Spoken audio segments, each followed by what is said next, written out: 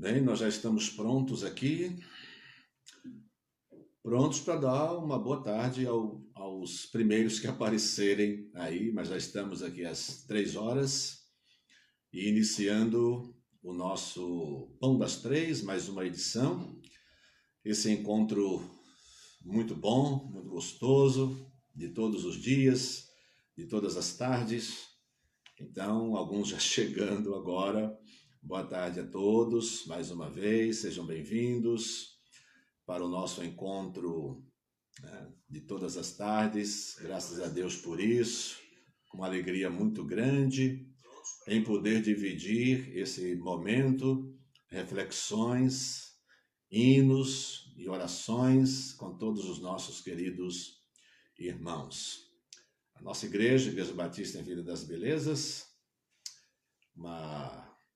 um tesouro, né, que Deus nos deu, e tomara que todos nós sejamos tesouros também que Deus tenha dado a ela, a igreja, para que ela seja bênção em nossa vida como tem sido, mas para que nós sejamos bênçãos também na vida dela. Então ela tem realizado esses programas, esses encontros com os pastores da igreja, pastor Júnior, pastor Márcio, pastor Israel, nos revezando aqui diariamente para promover esse encontro de comunhão fraterna, de muita alegria e de aproximação, né? A manutenção da nossa comunhão em Cristo Jesus, para que sempre tenhamos oportunidade de crescer juntos, né? De promover o crescimento mútuo, né? É você a mim e eu a você e cada um ao seu irmão. Nessa tarde de hoje, nós estamos e separamos um assunto especial para a gente conversar, que diz respeito ao fim dos tempos, né? São os sinais dos tempos. Nesse período, né, em época de pandemia, muita gente fica ou curiosa, ou fica apreensiva, ou fica preocupada e gostaria de poder identificar com maior clareza os tempos e então se lembra de algumas coisas que Jesus ensinou relativamente a profecias, né, a escatologia, as coisas que vão acontecer no final dos tempos, e perguntam aos crentes, perguntam aos pastores, né, sabendo que alguém é crente, vai lá e pergunta porque quer tirar dúvidas ou curiosidade, seja lá qual for o motivo que a pessoa tenha. Então, resolvi conversar com vocês hoje sobre Marcos, capítulo 13, ali que a gente encontra, e vamos, debaixo da graça de Deus, conhecer melhor o texto e conhecer também o que Jesus falou, o que ele indicou, né, como sinais, para que a gente não fique aqui mercê das opiniões dos homens, né, dos profetas, entre aspas, e a gente tenha na Bíblia, a palavra de Deus, a orientação segura, ainda que ela não nos dê toda a capacidade, né, de conhecer plenamente, identificar sem sombra de dúvida todos os sinais, mas ela nos dá uma visão geral, né, que traz uma certa tranquilidade ao nosso coração, de acompanhar as coisas, analisar as coisas, ver as coisas, mas não entrar em desespero, né? Será que Jesus vai voltar hoje? Será que Jesus vai voltar amanhã? Será que eu estou preparado ou não? Então, a gente não precisa ficar com essa preocupação e a gente não precisa ficar também descuidado, né? O nosso cuidado é contínuo, a palavra de Deus alerta para isso, mas com aquele cuidado cristão, né, de responsabilidade em Cristo, para que a gente viva em segurança. Então, pensei em cantar um cântico com vocês, um cântico antigo. Foi interessante porque eu me lembrei aí da minha juventude, né, quando realmente eu tocava na igreja. Então, ó glória, aleluia, Maranata, vem Jesus, Sou liberto pelo sangue dessa cruz. Você ainda se lembra desse cântico? Vamos cantar.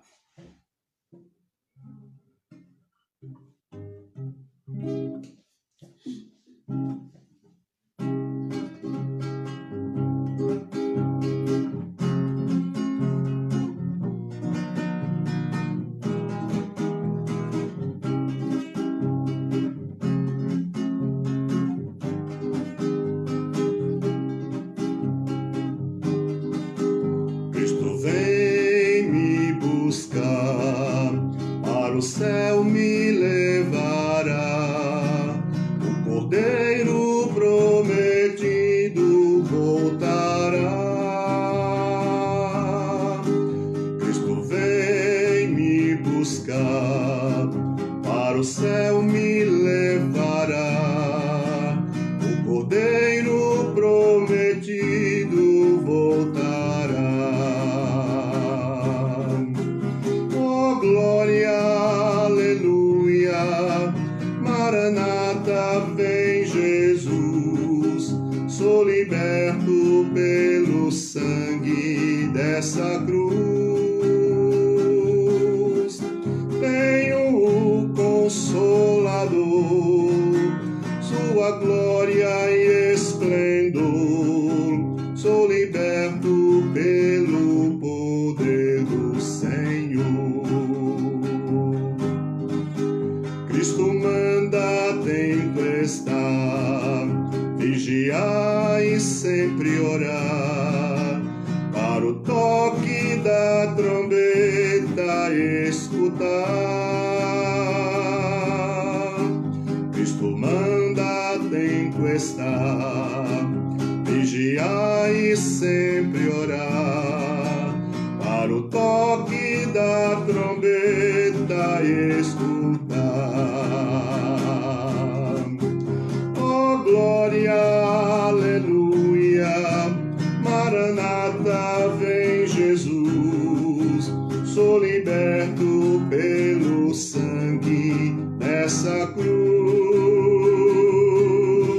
Tenho o Consolador, sua glória e esplendor.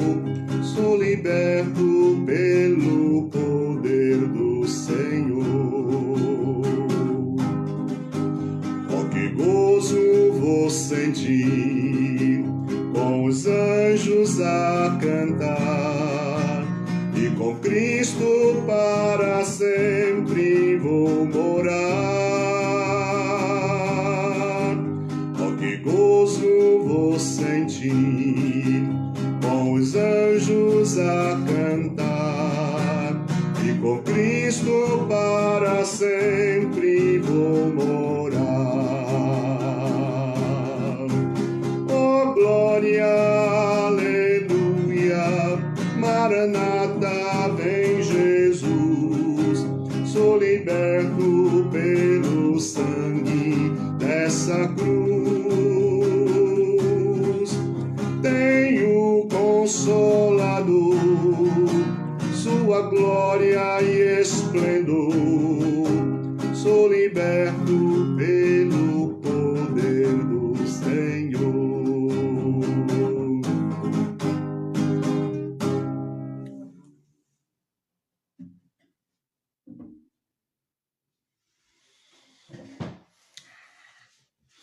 Muito bem, tomara que você tenha cantado. Para quem cantou há muito tempo atrás, tenha revivido aí momentos muito bons, né, na sua vida. E agora eu quero orar com vocês, pedindo a direção do nosso Pai Celestial para o nosso momento de reflexão. Vamos orar?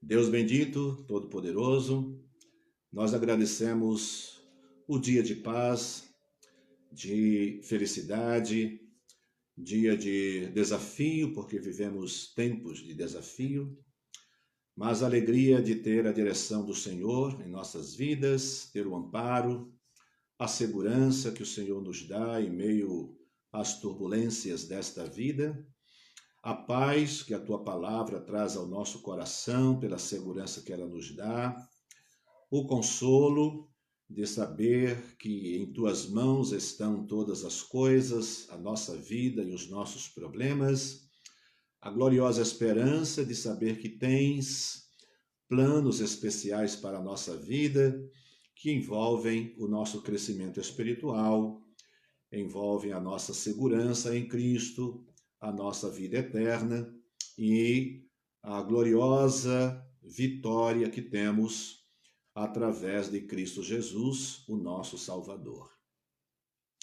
Neste momento em que vamos meditar na tua palavra, nós pedimos que o teu Espírito, aquele prometido por Cristo Jesus e que de fato veio para habitar nos corações dos teus filhos, para orientá-los, para guiá-los na palavra, venha neste momento guiar-nos no estudo, na observação da tua palavra, ainda que um estudo simples, mas desejamos, Pai, que seja um estudo sério e um estudo livre de qualquer heresia, de qualquer aplicação errada, de qualquer interpretação errada. Tu conheces o coração do teu povo, da tua igreja, e sabes muito bem como a tua igreja ama a tua palavra e deseja conhecê-la e se esforça, mesmo com todas as limitações, mas se esforça por fazer a tua vontade. Guia-nos, ó Deus, nós te pedimos em nome de Jesus. Amém. Então, quero convidar você para abrir a palavra do Senhor no Evangelho de Lucas, ou no Evangelho de Marcos, Marcos capítulo 13, os versos de 3 a 13 também. Então, aqui em Marcos, um texto parecido com Mateus, capítulo 24, aqui em Marcos, o sermão profético e o princípio das dores intitulam esse capítulo, né? Essa parte aqui especial. Então vamos lá, a partir do versículo 13. E respondendo Jesus, disse-lhe: Vês estes grandes edifícios? Não ficará pedra sobre pedra que não seja derribada. Esse é o versículo 2. E assentando-se ele no monte das oliveiras, defronte o templo, Pedro e Tiago e João e André lhe perguntaram em particular: Dize-nos quando serão estas coisas e que sinal haverá quando todas elas estiverem para se cumprir? E Jesus, respondendo-lhes, começou a dizer: Olhai que ninguém vos engane, porque muitos virão em meu nome dizendo: Eu sou o Cristo, e enganarão a muitos. E quando ouvirdes de guerras e de rumores de guerras, não vos perturbeis, porque assim deve acontecer ainda, mas ainda não será o fim. Porque se levantará nação contra nação e reino contra reino, e haverá terremotos em diversos lugares, e haverá fomes. Isto será o princípio de dores. Mas olhai por vós mesmos, porque vos entregarão aos concílios e às sinagogas. Sereis açoitados, e sereis apresentados ante presidentes e reis, por amor de mim, para lhe servir de testemunho. Mas importa que o evangelho seja primeiramente pregado em todas as gentes. Quando, pois, vos conduzirem para vos entregarem, não estejais solícitos de antemão pelo que haveis de dizer, mas o que vos for dado naquela hora, isso falai. Porque não sois vós os que falais, mas o Espírito Santo. E o irmão entregará à morte o irmão, e o pai o filho. E levantar-se-ão os filhos contra os pais, e os farão morrer. e sereis aborrecidos por todos por amor do meu nome.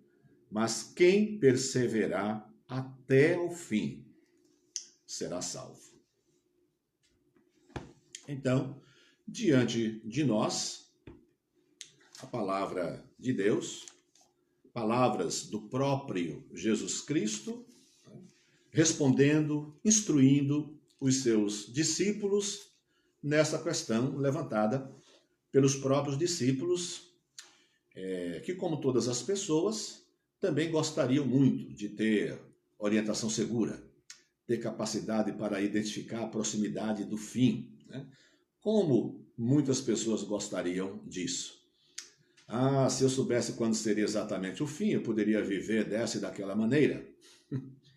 E aí, quando soubesse, vai acontecer. Então, algum período um pouquinho pertinho, eu santificaria a minha vida e tal, me prepararia para me encontrar com Cristo. Isso é projeto que se faça. Isso é plano inteligente na cabeça de quem?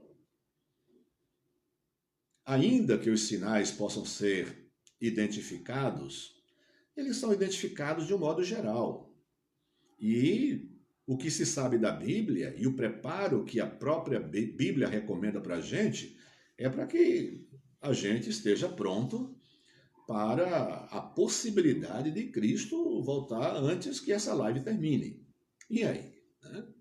Então, essa é a orientação geral. Agora, veja, o período que nós estamos vivendo é um período em que a pessoa pega uma situação pontual, como a pandemia, e aí quer saber se isso está relacionado com os sinais do tempo. Então, não creio que estudar escatologia, que procurar entender os sinais do tempo, seja dessa forma, apegando-se a cada fato isolado e tentando colocar ali dentro das profecias. Acredito que, historicamente, esta atitude, esse comportamento, é que tem levado algumas pessoas, especialmente ligadas a alguma seita, a heresias, né? A marcar datas da volta de Cristo, a marcar uma série de coisas que, biblicamente, não há fundamento, né? Então, vamos ver o que é que a Bíblia orienta sobre isso. Então, vejam bem, da leitura que fizemos, nós observamos que nos versos 5 e 6, Jesus Cristo aqui fala de falsos profetas. Então, este é um sinal que acompanha a história do cristianismo. Agora, muito provavelmente, nós tenhamos mais falsos profetas hoje do que em todo o tempo. E hoje, assim, de forma muito descarada, né? As pessoas não têm nenhuma preocupação de se envolver com aquilo que a Bíblia chama de mentira, e elas se envolvem e praticam isso aí à luz do sol, pleno meio-dia, de modo que todo mundo pode observar que aquilo que se está fazendo não é a atitude de um profeta de Deus, mas de um falso profeta. Então, geralmente, esse falso profeta está ligado a algumas coisas, né? Aquele que transforma o evangelho em um mercado, né? Então, num fator de ganhar dinheiro e de ficar rico. O evangelho, o reino de Cristo Jesus, ele dá provisões aos líderes que vivem do evangelho e vivem para o evangelho. Mas nunca, em momento algum, o evangelho pode ser uma fonte de riqueza, nem para pastor, nem para diácono, nem para... Bom, e aí os nomes que as pessoas inventam, né? Nem para os apóstolos de hoje, nem para os bispos, arcebispos, anjos, enfim, né? O evangelho, em sua estrutura e em sua natureza e em sua organização, ela prevê o sustento daqueles que vivem para o evangelho, e esse sustento é apontado como uma coisa digna. Digno é o obreiro do seu salário.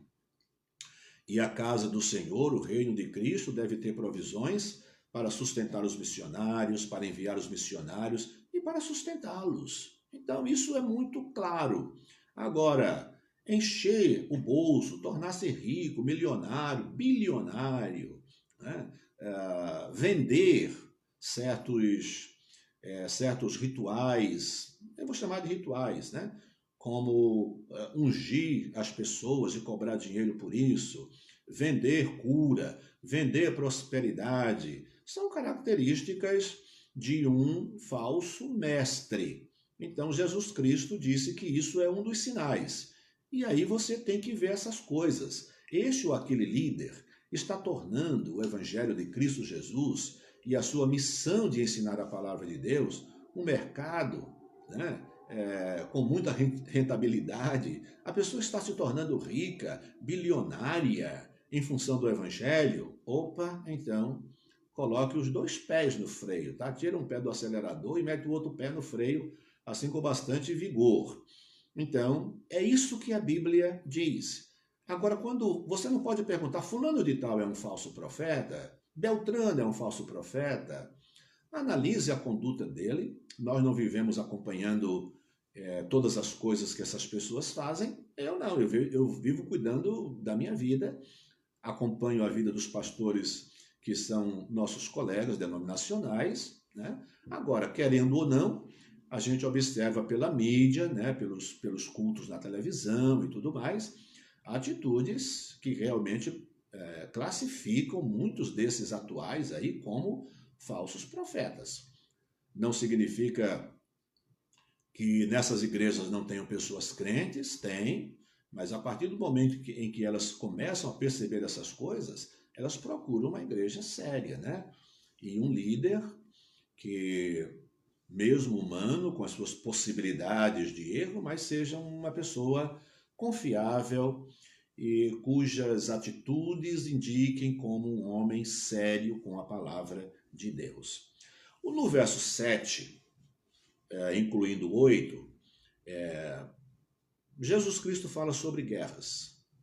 Bem, guerras também é uma coisa que existe, acho que desde a história da humanidade, logo que a Terra é povoada e os povos se dividem, né, em grupos, em raças, né, em tribos. Então as guerras existem. Agora, no século passado, houve duas grandes guerras mundiais, né? E há muitas pessoas especulando se estamos aí prestes a uma outra grande guerra mundial. Eu penso que nós vivemos em guerra. Ainda que possa haver uma guerra mundial nos moldes da Primeira e da Segunda, por exemplo, né? Eu penso mesmo que hoje a gente já vive uma guerra muito grande, né? Há certas decisões tomadas por países, por potências, que levam milhares de pessoas à morte, mais do que a Primeira e a Segunda Guerras Mundiais mataram. Então vejam bem, como é que as guerras acontecem hoje em dia? Pelo menos muitas delas. Eu considero isso como guerra. Nós temos grandes potências, né, e que querem dominar o mundo inteiro e querem impor o seu modo de ser e o modo de viver e querem impor também a sua opção administrativa, né, o seu sistema de governo. E às vezes, se um país pequeno, outro país não quer seguir, né, e não dá bola para a palavra de um grande presidente, né, de um grande líder, de uma nação poderosa, então é interessante como essas pessoas hoje não precisam mandar tanques de guerra, não precisam mandar bombas, né, soltar bombas lá, mas fazem retaliações, bloqueiam alimentos, remédios, e alguns países se unem em redor deles, e o país se torna mais pobre ainda. Ainda que a gente reconheça que o sistema de governo em determinados países, né, precisam melhorar, são ruins, há ditadores, mas colocar aquele país né, debaixo de um jugo, de modo que ele não receba alimento, não possa comercializar, nem exportar, nem importar, não deixa de ser uma arma e que leva o país, né, à queda. Muita gente morre de fome, falta trabalho, então há um desespero e muitas pessoas morrem. Essa é uma possibilidade de guerra também. Mas os rumores de guerra, né? De vez em quando um país aí está ameaçando invadir o outro. Bem, Jesus coloca essas guerras, que podem ter esses desdobramentos ou não, né? Isso é discutível, visão de cada um. Mas mostra isto como sendo um dos sinais. Então, vamos ficando com a palavra de Deus. Esses são sinais. Ainda no verso 8, Jesus inclui a palavra terremotos, né? Sempre houve, mas quando a gente lê eu gosto de ler alguns artigos, às vezes por curiosidade, uma curiosidade também que traz alguma informação. Isso é sempre muito bom. Mas é incrível como nos últimos tempos, sismólogos têm informado que há pelo menos por volta de 100 tremores de terra todos os dias. Eles não aparecem porque eles são em grau igual ou menor que 2,5. Então as pessoas não sabem, mas segundo esses próprios sismólogos, isso tem se intensificado, não apenas pela capacidade dos aparelhos, né, de detectar, mas isso tem adiantado mesmo por uma espécie de desequilíbrio da própria terra. Então, Jesus chama a atenção para isso. No verso 8, né, o verso 8, Jesus mostra guerras, terremotos e mostra também a fome. Haverá fome. Estudiosos têm, bem, um fato, independente dos estudiosos, é que as estatísticas dizem que nós já estamos aí com um pouco mais de 7 bilhões de habitantes na Terra. Mais de 7 bilhões. Há previsões, né? E esses mesmos estudos fazem uma projeção de que lá por volta de 2040, 2045, nós teremos aí, a Terra terá 9 bilhões. E esses mesmos estudos apontam a impossibilidade de alimentação para essa gente toda.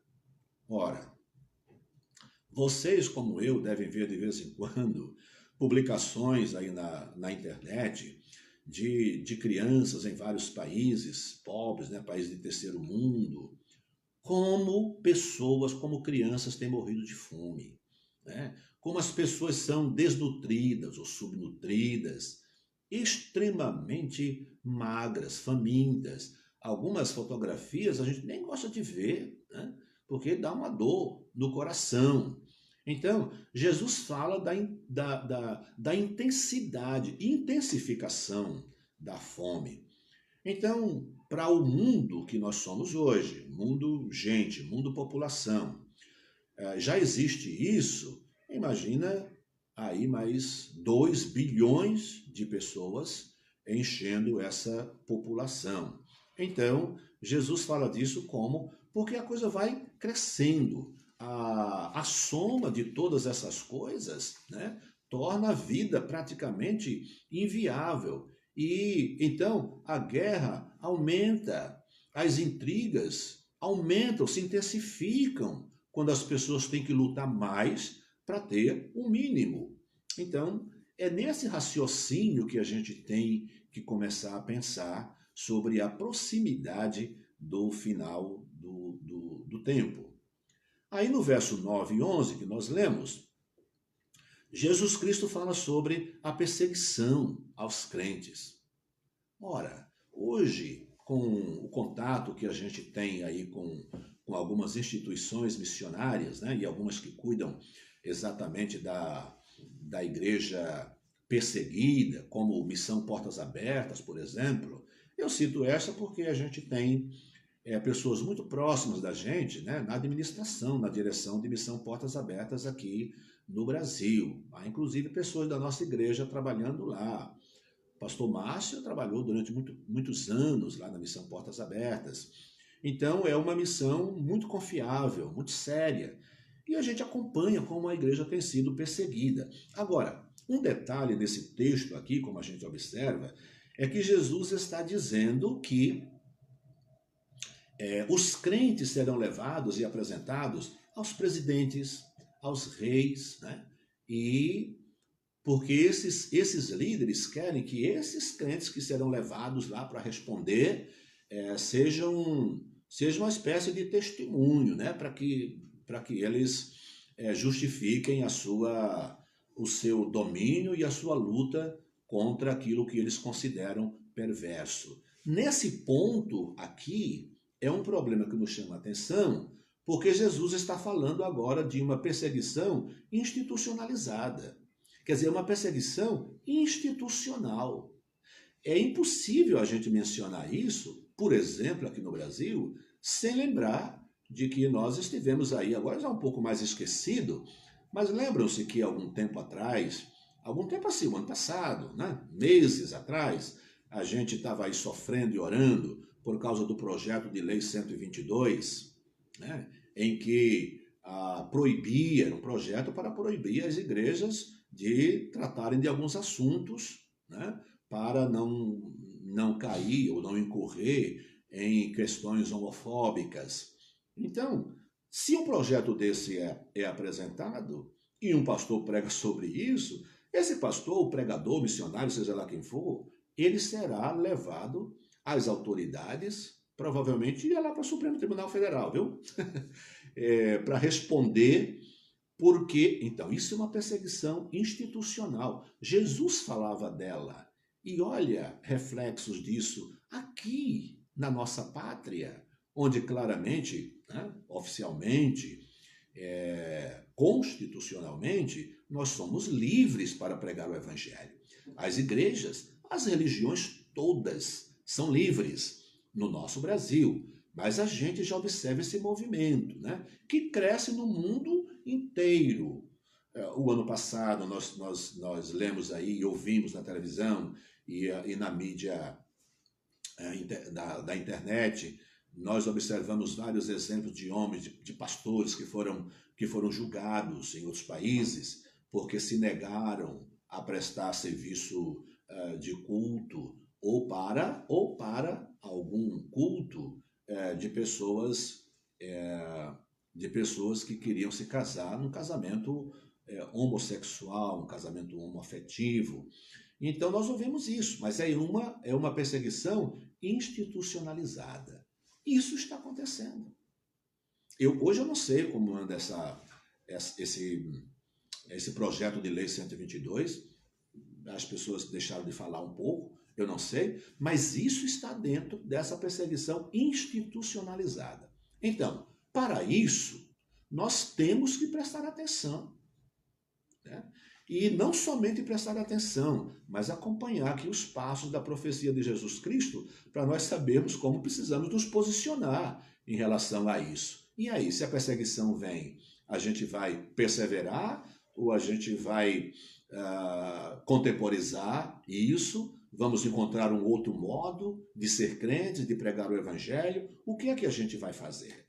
Bom, logo depois dessa perseguição institucionalizada, cujos reflexos e intenções já observamos aqui no Brasil, né, especialmente com essa justiça doida, essa justiça irresponsável, né, que vive aí debaixo dos seus apadrinhados. Então, é uma situação séria. Ou a situação muda e ganha um rumo sério aqui no nosso país, ou a gente vai viver isso dentro de pouco tempo. Mas Jesus fala de sinais muito bons também.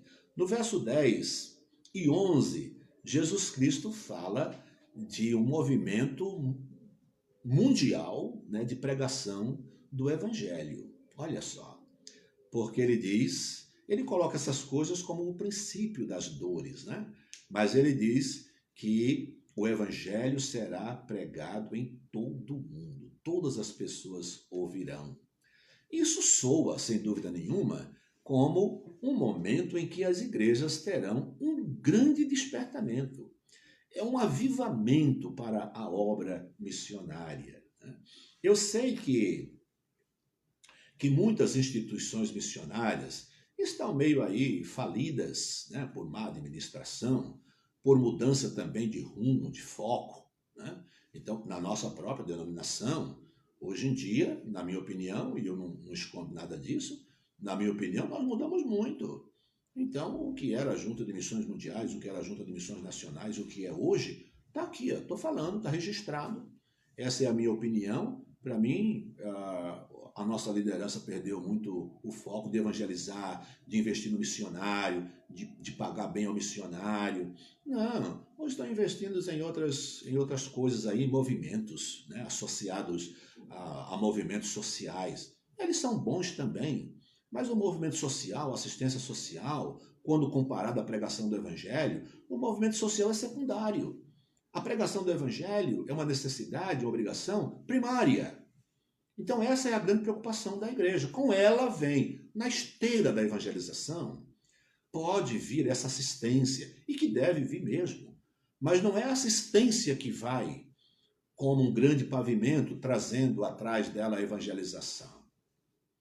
A gente tem que sair para evangelizar e dizer que está evangelizando mesmo. Opa! Então, Jesus fala desse grande avivamento. Quando o povo, as igrejas, os crentes, finalmente acordarão, despertarão para pregar o evangelho, para tornar Cristo Jesus conhecido de todas as pessoas. Isso vai acontecer. Tomara que a nossa geração faça parte, né, desse grande avivamento. A história já mostrou alguns assim setorizados, né? Mas haverá um avivamento mundial. Muita tribulação nas famílias, verso 12. Isso então, como anda a situação da família hoje?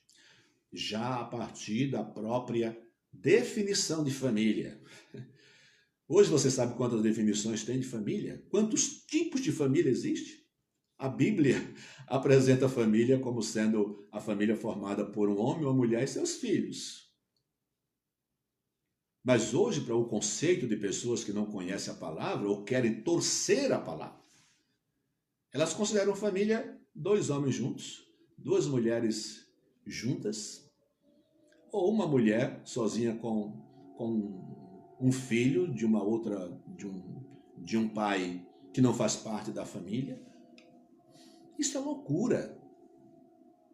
E como sinal dos fins, né, essa tribulação na família é apresentada aqui por Jesus Cristo. Então nós precisamos ficar com os olhos abertos e com os nossos ouvidos atentos. Você tem acompanhado aí as estatísticas de casamento? Não somente se o número tem crescido ou tem aumentado, mas é notório que hoje homem prefere casar com outro homem, mulher prefere casar com outro homem, e eles têm se esforçado para mostrar que esse tipo de casamento traz mais conforto e menos problemas à família do que a família tradicional. E se esforçam muito para que isso dê certo. Eu acredito que daqui a algum tempo nós teremos aí problemas e aberrações de famílias e de resultado disso, porque isso é uma loucura. Biblicamente, isso é uma aberração. Então, Jesus fala de tribulação na família. E ele coloca ali questões como filho contra pai, pai contra filho, esposo contra esposa e tudo mais. Mas a coisa vem crescendo. Hoje ela se amontoa a ponto de que a família sofrer esse tipo de desconstrução. Isso é tarefa satânica de desconstruir aquilo que Deus constrói. Então Satanás procura desconstruir a igreja, Satanás procura desconstruir a família e todos os valores extraordinários que o nosso Deus criou e coloca aí à disposição e para o verdadeiro bem do homem. E finalmente no verso 13, o nosso Senhor Jesus Cristo fala sobre a perseverança. Ele coloca essa grande tribulação, esse amontoado de problemas, mas o que é que ele diz?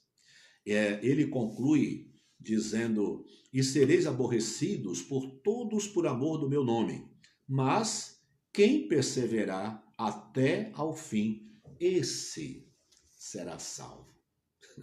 Meus irmãos, falar em perseverança, isso abre também um leque aí bastante grande. Se a gente imaginar que o crente será colocado, né, contra a parede, como já acontece, mas assim, setorizado também, como acontece em alguns países, de crentes, né, os cristãos serem mortos por não negarem a sua fé. Mas o que nós precisamos ver hoje é o seguinte: não é se essas pessoas estão morrendo ou não, isso também, claro, mas os nossos olhos devem se voltar hoje justamente para a seguinte questão. Os crentes de hoje estão prontos para serem colocados contra a parede e, inclusive, perdendo a vida se não negarem a sua fé em Cristo Jesus? Eu vejo alguns problemas nisso. A gente observa hoje os crentes de hoje são extremamente mimados, mal orientados, mal feitos, inclusive. Não sei onde nós erramos na evangelização que fizemos, não sei onde erramos no discipulado que fizemos, se é que fizemos discipulado. Discipulado é uma área extremamente carente nas nossas igrejas. Nós até evangelizamos, as pessoas se convertem, e acreditamos que elas se convertem mesmo, mas parece que temos falhado no sentido de discipular essas pessoas. Elas não suportam, os crentes de hoje não suportam nem os problemas dentro da própria igreja. Imagina se os problemas viessem de fora ameaçando as suas vidas. Você tem observado como os crentes migram todos os dias, todas as semanas tem crente saindo de uma igreja para outra, né? É gente que sai da minha igreja e vai para outra, é gente que sai da vila e vai para outra, é gente que sai de outra e vem para a vila. Isso pode parecer tudo muito bonitinho e pode até alegrar o coração de muita gente, porque a pessoa chega: não, eu vim, eu gostei, essa igreja aqui é ótima, é maravilhosa, ela ensina a palavra, ela tem uma escola dominical muito boa. Será que isso justifica? Aí quase sempre a gente vai observar que a pessoa está realmente saindo da sua igreja porque não vai com a cara do pastor, porque brigou com alguém da liderança, porque a forma de cultuar, que nós chamamos de liturgia, não lhe agrada. Ela sai, ela não suporta. E se ela der uma opinião errada, e a gente vai, né, vai corrigir, etc., esse tipo de coisa. Isso dói. Aí a nossa pergunta é: a geração de hoje, a nossa presente geração, está pronta? Tem maturidade espiritual? Tem firmeza na fé a ponto de suportar essas perseguições? Jesus Cristo diz que nós seremos odiados por causa do seu nome. E ele diz o seguinte: mas aquele que perseverar até o fim será salvo, receberá o galardão. Ora, se nós não conseguimos perseverar diante de uma adversidade dentro da nossa própria igreja, corre, vai para outra. Como é que vamos suportar a perseguição, a ira dos ímpios sobre nós? E com o surgimento da besta, do falso Cristo, que vai, depois de conquistar o mundo inteiro e se projetar, se firmar como grande líder e a grande autoridade mundial, e começar a fazer as suas imposições, eu acho que muitos crentes vão dizer, bem, a gente pode ser crente desse jeito, né? A gente não precisa negar a fé, né? Faz de conta que a gente está servindo eles, ou esse grande líder, mas vamos seguir a Cristo. Então, vão conseguir se convencer de que estão fazendo a vontade do anticristo, mas elas dizem, mas o meu coração está com Deus. Já é um assunto, né, levantado, já é uma defesa levantada hoje por muita gente para certas questões. Quando a gente vai falar da atitude de algumas pessoas, de rebeldia, de pecado, de indecência, né? Indecência no vestir, indecência no falar. Porque o que não falta hoje são crentes indecentes, né? Roupas indecentes para crente dentro da própria igreja. Quando a gente vai falar isso, aí a pessoa diz que o que importa é o coração. Então ela acha que pode viver nos padrões do mundo sem Deus, porque o coração dela está com Deus. Eu penso que essas mesmas pessoas vão dizer que podem viver debaixo, né, à sombra do anticristo, mas o seu coração está com Deus. Elas vão dizer, não, eu faço aqui a vontade dele, faz de conta que eu faço, mas Deus sabe o meu coração. Eu acho que Deus tem que dizer assim, olha, me engana que eu gosto. Eu acho que Deus vai ter que dizer isso para algumas pessoas. Me engana que eu gosto. Não, quem comigo não ajunta, espalha. Quem não deixar pai, mãe, filho, filha por mim, não é digno de mim. Quem procurar salvar a sua vida, porque esse é o caso, né? As pessoas querem viver nos padrões do mundo para receber o aplauso dos seus amigos e dos seus colegas, mas ao mesmo tempo dizer que seu coração é crente. Eu acho que esse tipo de coisa cai naquilo que Jesus falou. Quem não deixar tudo isso por mim não é digno de mim. Então, o nosso olhar para os sinais do tempo, do fim, tem que ser dessa forma. É com base no que Cristo ensinou e não nas coisas pontuais que vão se levantando aqui ou ali. Quando a gente parte para buscar o entendimento dessas minúcias, aí a gente acaba se perdendo, se enrolando e não compreendendo muito bem as coisas. Fiquemos com aquilo que nos é compreensível, com aquilo que pode ser compreendido pela nossa mente. Deus abençoe a sua vida, Deus abençoe a minha vida, nossas igrejas, tá bom? E que Ele guie os nossos passos. Se entre os nossos ouvintes há alguém que não é crente ainda em Cristo Jesus, olha, cuide muito bem desse assunto. É hora de você se entregar a Cristo, de ser crente de verdade. E se você é crente e está nessa vidinha aí, eu posso fazer as coisas do mundo, mas o meu coração é de Deus, não se engane. Porque Deus não vê a aparência, Ele vê o coração mesmo. Mas a boca fala do que o coração está cheio. Então, se você vive de acordo com o mundo, para Jesus é o seguinte, o teu coração está cheio do mundo, porque o teu corpo está falando o mundo, respirando o mundo, transpirando o mundo. Deus tenha misericórdia de nós e nos faça, pela sua santa palavra, levar-nos à santificação da nossa vida. E há um preparo para dias melhores? Não, dias piores que virão. Que Ele nos abençoe e nos guarde.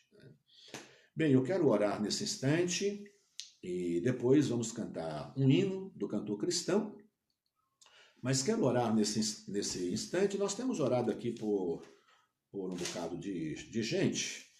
E hoje eu queria mencionar... Tem algum pedido aí? Avani, dia da Sueli. Avani? Sueli Leite, saúde. Tá, então vamos trazer alguns nomes aqui. Olha, a Rosa chegou a anotar alguns que ela viu. A Sueli colocou o nome da Avani, sua tia, né? A Avani que era. A Avani é da nossa igreja, não? É a tia da Sueli. Sim, eu sei que é a tia da Sueli. Bom, é a tia da Sueli, a Avani, e ela pede por sua saúde. Então, Avani, vamos orar por ela. Zé Carlos Augusto está falando, oi Rosa, está falando aqui. A Rosa é secretária, Zé Carlos, ela está trabalhando aqui. Vamos orar pela irmã Ida. A irmã Ida, sofreu um pequeno acidente em sua casa. Graças a Deus não quebrou nada, tal, mas irmã Ida é uma senhora muito idosa, né? Tem os seus 90 e poucos anos, porque alguns anos atrás eu fui no aniversário de 90 anos dela. Então, eu acho que já faz uns 3 ou 4 anos, né? A nossa oração por ela. Continuemos orando pelo Ezequias, internado, né, com o Covid-19, que a situação inspira cuidado, né? Pequenos sinais de melhora e tudo mais, mas precisa das nossas orações. A Ivone, que a gente tem orado, e a gente já está louvando a Deus, né, pela melhora de pessoas como a Tereza Costa. A orar também pelo Francisco, é o pai da Paula, da nossa irmã Paula, ela pediu oração também. Bem, meus irmãos, então, são pessoas pelas quais devemos orar e vamos orar nesse instante, em seguida cantar um hino e a gente se despede por hoje, né? Vamos orar? Querido Deus, nosso amado Pai, bendito seja o teu santo nome, ó Deus. Muito obrigado por essa tarde, por esse encontro, pela oportunidade de cantar, de orar, de ler e meditar na tua palavra e receber a orientação do teu Santo Espírito para compreender o texto e para nos impulsionar a uma vida mais cuidadosa. Oramos, Pai, pedindo a tua bênção sobre a nossa irmã Ida, que vive sozinha e que tem os seus problemas de idade e de saúde. Oramos, Pai, pedindo a tua proteção, orando também por sua família. Oramos pelo Ezequias, que está em tratamento, está hospitalizado. Que o Senhor esteja com ele, com a sua esposa Miriam também. Oramos pela Ivone, esposa do pastor Samuel. Pedimos por ela, por sua melhora. Agradecemos a melhora de tantos outros que estivemos orando aqui nos últimos dias. Agradecemos a melhora da nossa irmã Tereza Costa. Oramos pelo Francisco, o pai da nossa irmã Paula. Oramos também pela Avani, pedindo que o Senhor esteja com ela. O teu poder de cura, de alívio, de restauração esteja, meu Pai Celestial, com todas essas pessoas.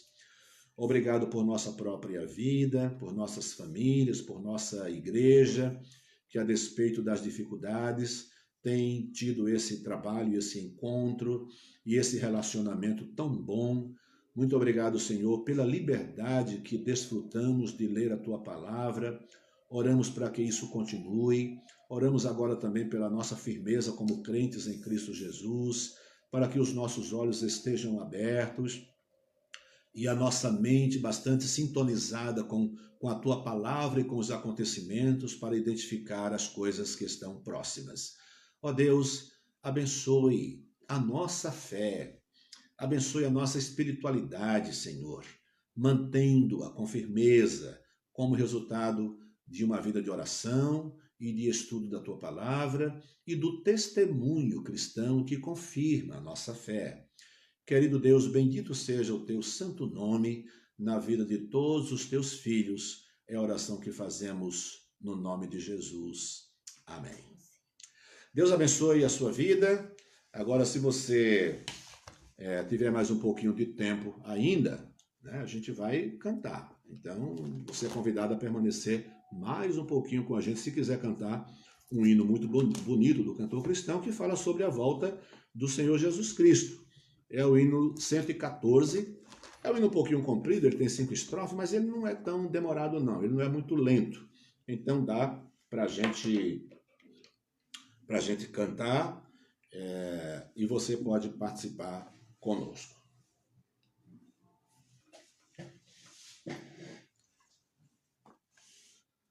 Como foi para o céu Jesus Cristo há de vir, quando o som da trombeta ecoar.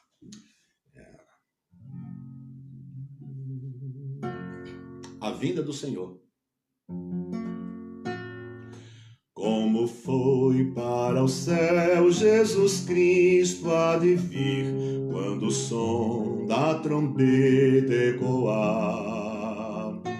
Quando a voz de um arcanjo no céu estrugir, eu irei com Jesus me encontrar.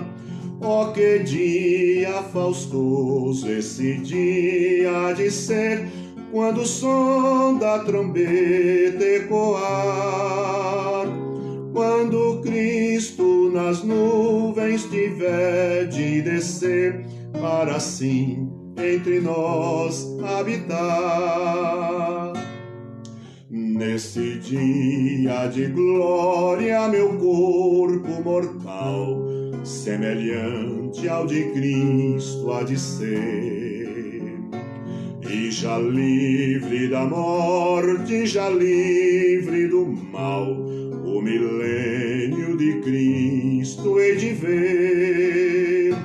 Oh, que dia faustoso esse dia de ser, quando o som da trombeta ecoar, quando Cristo nas nuvens tiver de descer, para assim entre nós habitar. Eu aqui com Jesus, eu aqui pela cruz, para o mundo morri, muita dor ainda aqui sofrerei. Minha vida com Cristo em meu Deus escondi, e com Cristo eu aqui reinarei. Oh, que dia faustoso esse dia de ser, quando o som da trombeta ecoar, quando Cristo nas nuvens tiver de descer, para assim entre nós habitar. Vem Jesus, ó Senhor, vem depressa reinar, vem o sol e a justiça trazer.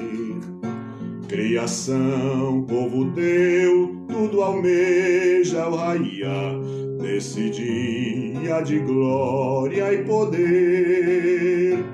Oh, que dia faustoso esse dia de ser, quando o som da trombeta ecoar, quando Cristo nas nuvens tiver de descer, para assim entre nós habitar.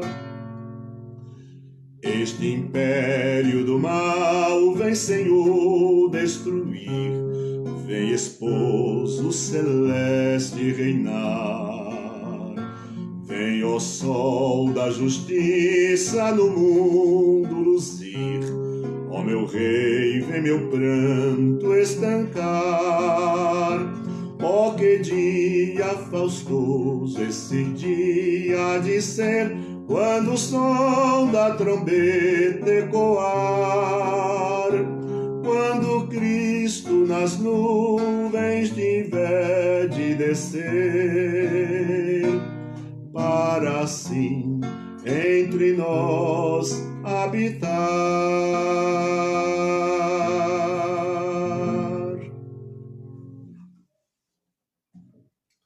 Belo hino, né? Antigo, mas um hino muito bonito. Graças a Deus por isso. Deus abençoe a sua vida, viu? Tenha uma boa tarde.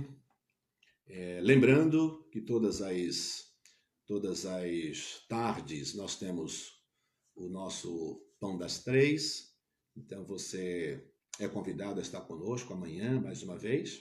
Na quarta-feira você é convidado à página do YouTube para ouvir o culto de oração, participar do culto de oração. E quinta, sexta e sábado, mais uma vez, aqui no Facebook com o Pão das Três. E no domingo, às 10h30, na página do YouTube, o nosso culto matutino. E às 19h, o nosso culto noturno. Deus abençoe a sua vida. Deus tenha misericórdia do seu povo, de todos nós. Tenha uma boa tarde na paz do nosso Senhor Jesus Cristo. Um grande abraço. Deus abençoe.